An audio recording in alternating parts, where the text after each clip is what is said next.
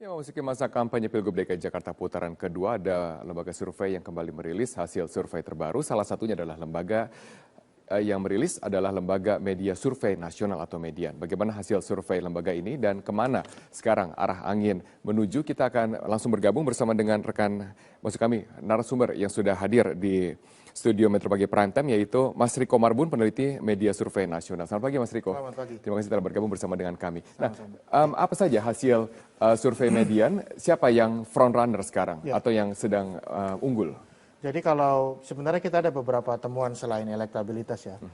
Memang pada saat ini sementara itu yang unggul adalah Anies Sandi dengan angka kurang lebih 46,3%, Ahok Jarot 39,7%, dan Undecided 14%. Ini artinya sebenarnya walaupun Pak Anies Sandi ini unggul kurang lebih sekitar 6% di atasnya Ahok Jarot, tetapi tidak boleh berpuas diri. Begitu juga dengan Pak Ahok, tidak boleh pesimis. Kenapa?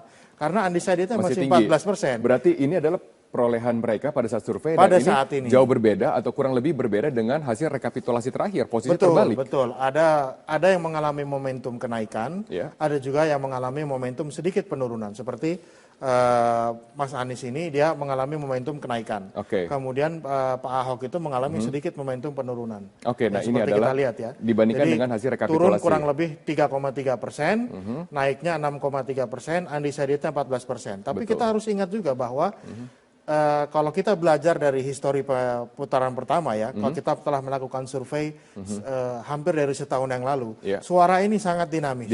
Sangat dinamis. Jadi Pak Ahok dulu pernah kami dapatkan di awal-awal itu di atas 50%, November sempat turun, tapi kemudian di akhir dia naik lagi. Begitu. Berapa margin of error dari hasil kurang lebih 3%. 3% berarti ditambah dengan 14%, kemungkinan sudah 17% suara yang masih beralih. Dan ini belum kita memperhitungkan misalnya apakah nanti pemilih Anies Sandi akan berpindah ke Ahok atau Ahok berpindah ke Anies Sandi. Kalau kita lihat dari suara dari Agus, yaitu sebesar sekitar 17% dari hasil rekapitulasi KPU, kemana suara Agus paling banyak? Ternyata ke Anies Sandi. Ya memang, jadi kalau kita melihat ya di sini, jadi hampir sepertiga dari pemilih Agus itu lari ke Anies Sandi. Tetapi lebih besar undecided ya? Ya, ada 10% yang ke Ahok, tetapi yang harus diingat adalah bahwa pertarungan ini belum usai. Jadi tidak sesederhana itu kita lantas menyatakan bahwa berarti hampir 50% yang tadinya sesuai dengan data KPU tidak memilih Pak Ahok, lantas semuanya pasti tidak memilih Pak Ahok. Kenyataannya kan tidak begitu. Kenyataannya masih ada hampir separuh lebih yang masih undecided, belum menentukan keputusan yang akan menjadi rebutan dari kedua belah pihak ini. Lalu kita lihat misalnya masing-masing dari suara Ahok Jarot dan juga Anies Sandi. Seberapa banyak pemilih-pemilih yang masih loyal terhadap mereka di putaran kedua nanti? Secara umum sih sebenarnya ini relatif konstan ya. Artinya tingkat loyalitasnya sangat tinggi ya. 90,5 lawan 91%. Memang ada antara 2-3% yang berpindah. Tetapi saya melihat data ini, saya yakin sih sepertinya ini akan sangat sulit untuk pemilih Ahok pindah ke Anies, Anies untuk pindah ke Ahok. Berarti sangat sulit untuk merebut suara dari masing-masing lawan. Bukan berarti mustahil, bisa. Kita juga sudah melakukan survei apa saja faktor-faktor yang bisa merubah suara. Kira-kira apa saja faktor yang disukai dari masing-masing terhadap jagoan mereka masing-masing? Nah ini ada perbedaan yang menarik ya antara kedua orang ini. Jadi kalau Pak Ahok itu framing kompetensinya itu sangat tinggi.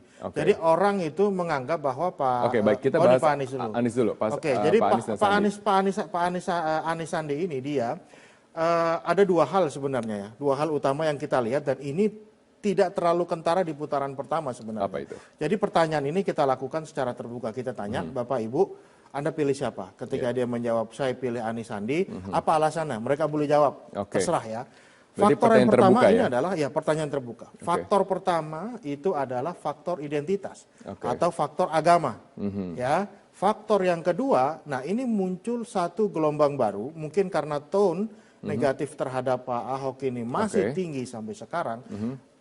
Ada hampir seperempat dari pemilih Anies Sandi itu yang menyatakan saya mau pilih Pak Anies Sandi bukan karena kompetensinya, bukan karena faktor personalnya, tapi saya mau pilih karena yang penting bukan Ahok. Dan itu ditulis dan itu mereka katakan. Bukan kuesioner. Itu bukan kuesioner. Ini sesuatu yang mereka ungkapkan begitu aja. Ini menurut saya PR terbesar dari yang akan dimiliki oleh Pak Ahok Jarot ya untuk berusaha mengurangi angka itu. Oke, sedangkan kekuatan utama dari Ahok Jarot? Kalau kandidat Anies Sandi itu keunggulannya lebih kepada faktor eksternal, non kandidat, suasana yang terbangun. Kalau Ahok Jarot ini kelebihannya lebih kepada faktor kandidatnya. Yang pertama itu adalah yang sangat besar, itu adalah pengalaman dan kinerja, 33,2%. Kemudian yang kedua adalah faktor bersih dari korupsi, integritas, 17,1%. Dan karakter tegas 15,7%. Jadi ini dua hal yang berbeda. Kalau yang satu itu bicaranya kompetensi, yang satu lagi tadi itu bicaranya tentang situasi politik yang terbangun di luar kandidat begitu ya. Oke, baik. Kita akan melihat grafis berikutnya, yaitu mengenai kompetensi. Kalau kita lihat di sini survei yang Anda lakukan bahwa Ahok Jarot di paling atas mengenai pertanyaan kompetensi. Iya, jadi ini ada satu anomali yang kita temukan ya, berbeda antara Pilkada Jakarta dengan pilkada-pilkada yang kami tangani di tempat lain. Kalau di tempat lain itu umumnya kalau kandidat petahana itu dianggap kompeten, dia akan dengan mudah melenggang masuk untuk terpilih kembali.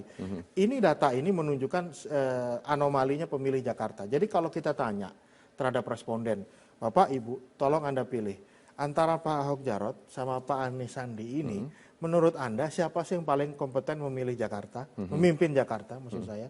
Ternyata hampir separuh lebih, 53,6%, itu mengatakan bahwa Pak Ahok Jarot ini paling kompeten dibanding Anies Sandi. Tetapi elektabilitasnya terbalik. 39%, ya, 39 berbanding 46%. 46 begitu. Berarti kan ini ada faktor non rasional atau ada faktor emosional di pemilih Jakarta yang itu menjadi PR besar bagi Pak Ahok Jarot. Bagaimana dengan tingkat kepuasan? Ini kan tingkat kompetensi. Bagaimana dengan tingkat kepuasan atas kinerja mereka? Secara konsisten sebenarnya ya petahana Pak Ahok Jarot ini dari hampir setahun yang lalu itu relatif sangat tinggi, selalu di atas 50%. Kami mendapatkan kisaran angkanya 70 sampai 75%, dan untuk survei ini memang kami mendapatkan sedikit turun, totalnya sekitar 65%. Orang yang puas? Yes, artinya turunnya mungkin sekitar 5%, mungkin karena faktor hujan, banjir, dan lain sebagainya.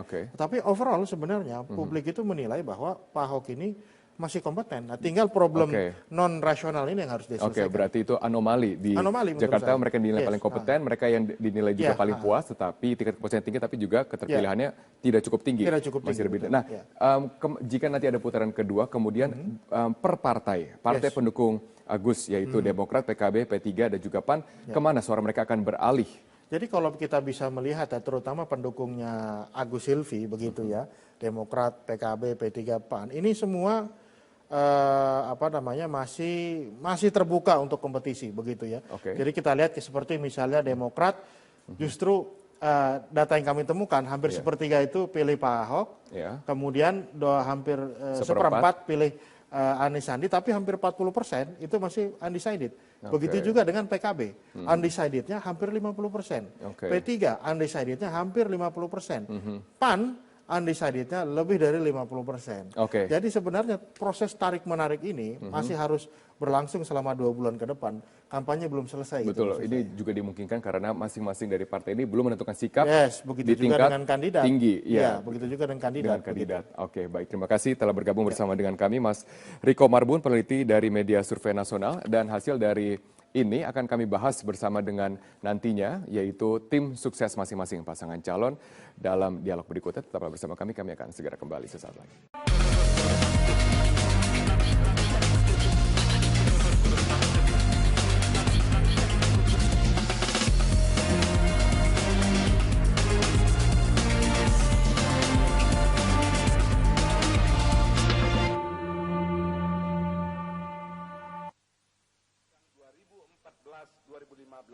Usulan revisi Undang-Undang KPK kembali bergaung kencang di Gedung Dewan Perwakilan Rakyat. Badan Keahlian DPR bahkan telah melakukan sosialisasi revisi Undang-Undang KPK ini. Sosialisasi dilakukan ke Universitas Andalas dan Universitas Nasional, serta rencananya akan dilanjutkan ke Universitas Gadjah Mada lalu ke Universitas Sumatera Utara. Wakil Ketua DPR Fadli Zon tidak menampik bahwa sosialisasi revisi Undang-Undang KPK dilakukan atas permintaan pimpinan DPR. pengusul draft RUU ini sama dengan pengusul draft yang sempat muncul pada Oktober 2015. Saat itu, ada 45 anggota DPR dari 6 fraksi yang menjadi pengusul. Sebanyak 15 orang dari fraksi PDIP, 11 orang dari fraksi Nasdem, 9 orang dari fraksi Golkar, 5 orang dari fraksi P3, 3 orang dari fraksi Hanura, dan 2 orang dari fraksi PKB. Sementara itu, KPK sendiri berharap tidak ada lagi upaya untuk mengganggu kewenangannya dalam melakukan pemberantasan tindak pidana korupsi. Gangguan dikhawatirkan terjadi setelah wacana revisi Undang-Undang Nomor 30 Tahun 2002 tentang Komisi Pemberantasan Korupsi kembali muncul. Menurut juru bicara KPK, Febri Diansah, rumusan revisi Undang-Undang Nomor 30 Tahun 2002 sebagian besar justru akan melemahkan KPK. Misalnya, terkait penyadapan yang harus didasarkan pada bukti permulaan yang cukup. Akibatnya, di kemudian hari dikhawatirkan tidak akan ada lagi operasi tangkap tangan yang bisa dilakukan oleh KPK.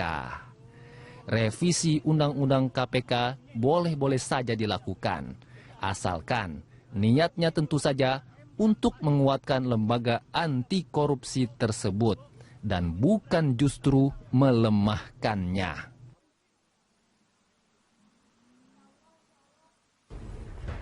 Usulan revisi Undang-Undang KPK kembali bergaung kencang di DPR, sementara KPK berharap revisi Undang-Undang KPK nantinya tidak akan menggembosi kewenangannya dalam melakukan pemberantasan tindak pidana korupsi. Tarik ulur revisi Undang-Undang KPK, itulah tema dialog kita pagi hari ini, dan telah hadir di studio Komisioner KPK periode 2007-2011 M. Jasin. Pak Jasin, ini kalau kita bicara soal apa yang terjadi beberapa hari yang lalu, saya mencoba mengutip pernyataan Fadlizon yang mengatakan satu hal yang tertunda, sudah lama tertunda baru bisa dilaksanakan sekarang, harusnya lebih awal soal sosialisasi revisi Undang-Undang KPK ini, rencana revisi ini. Pak Jasin, responnya. Ya. Jadi revisi itu memang lazim dilakukan untuk mengupdate undang-undang itu agar sesuai dengan dinamika perkembangan situasi. Tapi dalam konteks revisi undang-undang KPK, ini ada satu hal yang perlu dipertanyakan. Memperkuat atau memperlemah gitu. Jadi kalau niatnya misalnya saja dari DPR dan pemerintah itu adalah memperkuat undang-undang KPK itu, yang di sana sini ada kelemahannya, memang kita tidak bisa memungkiri. Nah, itu oke lah, tapi kalau justru didasarkan atas evaluasi dan analisis dari berbagai pihak, termasuk dari KPK sendiri, bahwa arahnya itu adalah mengurangi kewenangan atau mereduksi, yaitu kewenangan kita di dalam bidang penyadapan yang diatur di dalam pasal 12 ya. Ayat 1 huruf A, yaitu hanya itu saja, itu ke bawah itu banyak sekali, bahwa KPK berwenang melakukan penyadapan pada tahap penyelidikan, penyidikan, dan penuntutan. Oke. Jadi kasus korupsi ini justru pada awalnya itulah yang harus memang diketahui oleh KPK melalui penyadapan itu. Justru dari penyadapan itu akan dapat bukti-bukti awal. Dan perlu diketahui dan perlu dipahami oleh masyarakat bahwa penyadapan itu juga harus ada katakanlah evaluasi atau katakanlah itu record selama periode waktu tertentu akan dievaluasi apakah penyadapan yang dilakukan oleh KPK itu betul atau tidak. Yang mengevaluasi siapa? Itu Kementerian Info dan Kementerian Kominfo, Kementerian Kominfo, kemudian masyarakat dan beberapa provider, dan juga ada dari beberapa perwakilan dari lembaga pemerintah. Itu apakah yang dilakukan oleh KPK itu sesuai dengan aturan perundangan yang berlaku atau tidak. Undang-Undang Telekomunikasi, Permen Kominfo tahun 2006, nomor 11 tahun 2006. Itu secara periodik, Pak Jasin? Secara periodik, apabila dia menyalahi misalnya selama periode 20 hari, apabila ternyata yang disadap itu tidak ada kaitan dengan korupsi, harus stop. Harus stop? Harus stop. Oke. Jadi hanya yang berkaitan dengan kasus korupsi, tidak kasus-kasus yang lain. Tapi dalam pengungkapan persidangan, kasus korupsinya itu nempel gandeng dengan pembicaraan, itu ada, itu yang diambil itu. Itu juga dievaluasi oleh tim pengevaluasi atau audit lah, katakanlah seperti itu. Tapi di sisi lain Pak Yasin, ini soal penyadapan, kalau penegak hukum lain itu kan harus mendapatkan izin dari pengadilan kalau saya tidak salah. Ya, tapi undang-undang kita tidak mengatakan seperti itu, karena korupsi itu adalah an extraordinary crime, kejahatan luar biasa. Yang luar biasa mengambil uang negaranya itu tidak tanggung-tanggung dan berpotensi mengancam kemerosotan kualitas hidup masyarakat. Kalau korupsi itu besar. Nah, sehingga di undang-undang kita ini, karena korupsi adalah an extraordinary crime, maka harus dilawan dengan an extraordinary ways, antara lain ya seperti yang tercantum di pasal 12 itu. Oke, Pak Yasin, artinya gini sebetulnya, kalau misalkan itu kan kewenangan yang luar biasa. Tadi Anda mengatakan bahwa ini akan ada evaluasinya secara periodik. Tapi dalam proses mengawali mengawali penyadapan itu yang dikhawatirkan kan ada penyalahgunaan. Misalkan dalam kasus mantan ketua KPK sebelumnya misalnya. Nah, itu juga dianggap ada penyalahgunaan. Nah, itu gimana Pak Yasin untuk kontrolnya? Iya. Justru evaluasi itu menjadi rem untuk, artinya apabila penyadapan itu tidak dilakukan sesuai dengan standar operating procedure. Itu direktur kami sudah mengingatkan, Pak, ini tidak bisa karena tidak ada hubungannya atau pembicaranya tidak ada kasus korupsi. Jadi pelanggaran secara individu. Tapi secara institusional itu sudah diatur. Itu loh. Jadi atas pelanggaran individu ya ditanggung risikonya oleh masing-masing. Siapa yang memerintahkan? Padahal yang memerintahkan untuk melakukan penyadapan itu ada dasar kesepakatan 5 pimpinan berdasarkan sistem kolektif kolegial. Ya, artinya kan gini Pak Yasin, kalau misalkan tidak ada kasus lainnya, penyadapan yang tidak sesuai prosedur itu kan kemungkinan juga tidak akan terungkap. Ya, tapi kan selalu mengikuti SOP. Itu hanya orang yang akan menyimpang, kan tidak semuanya pimpinan KPK itu akan melakukan hal penyimpangan seperti itu. Kredibilitas dan image KPK kan pasti harus dipertahankan. Dan yang ada di bawah pasti melapor ke pimpinan lain.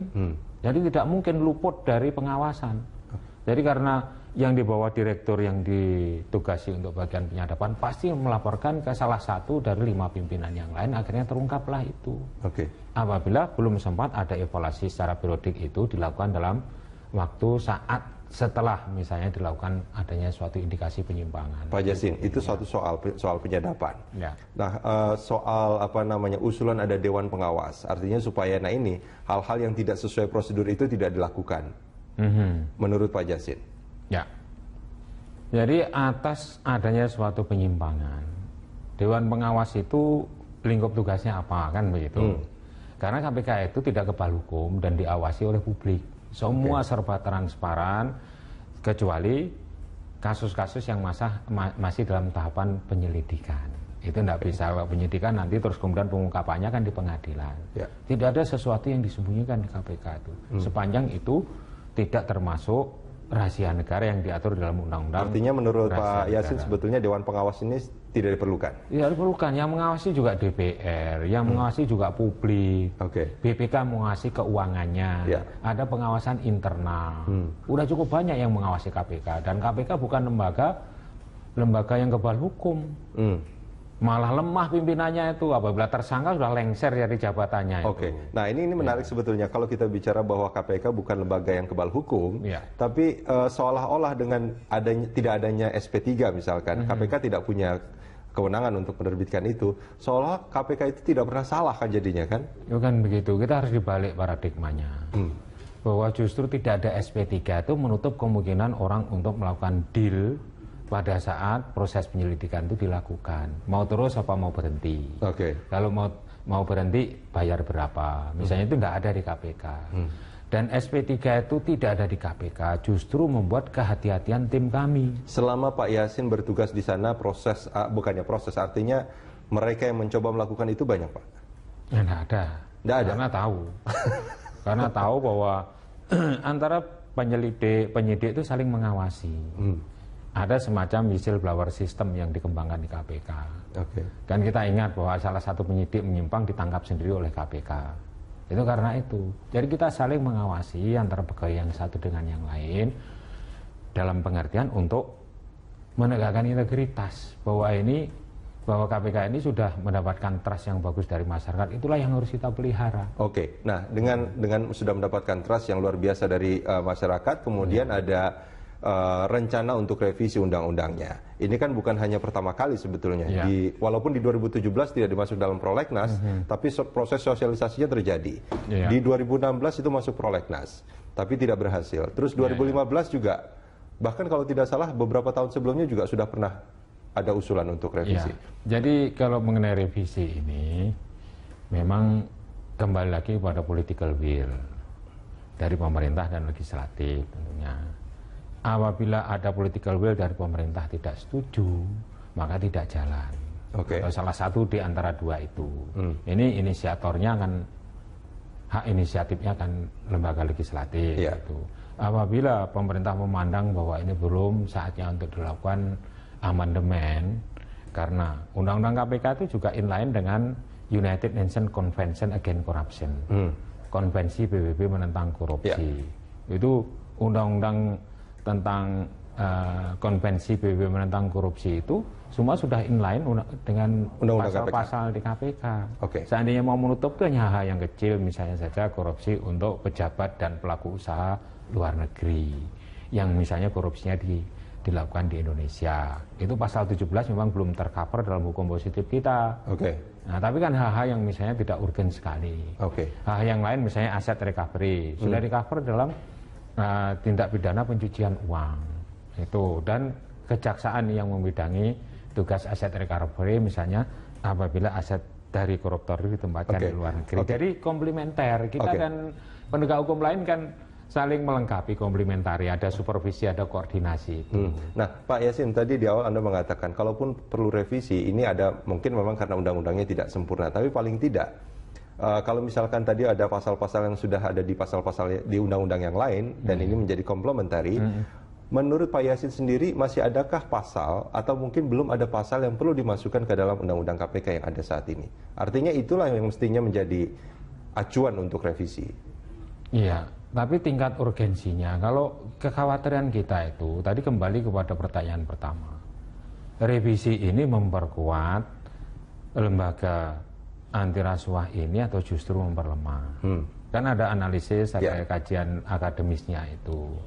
Nah, ini kunjungan sosialisasi ke kampus-kampus ini, saya kira harus direspon positif dan harus ada dialog. Jangan hanya one way traffic communication. Harus two way traffic communication antara audien dengan memberi sosialisasi. Itu. Jadi kalau ada undang-undang misalnya kekurangannya saya sebutkan tadi memang ada. Misalnya pemberantasan korupsi di sektor swasta. Ini belum ada. Tapi tidak harus masuk di undang-undang ini. Bisa saja undang-undang lain yang mengatur tentang misalnya saja penindakan atau korupsi, penanganan korupsi di sektor swasta. Tidak harus masuk di dalam undang-undang KPK ini. Pak Yasin, kita jeda sebentar, kita akan lanjutkan di segmen berikut. Pemirsa jangan kemana-mana.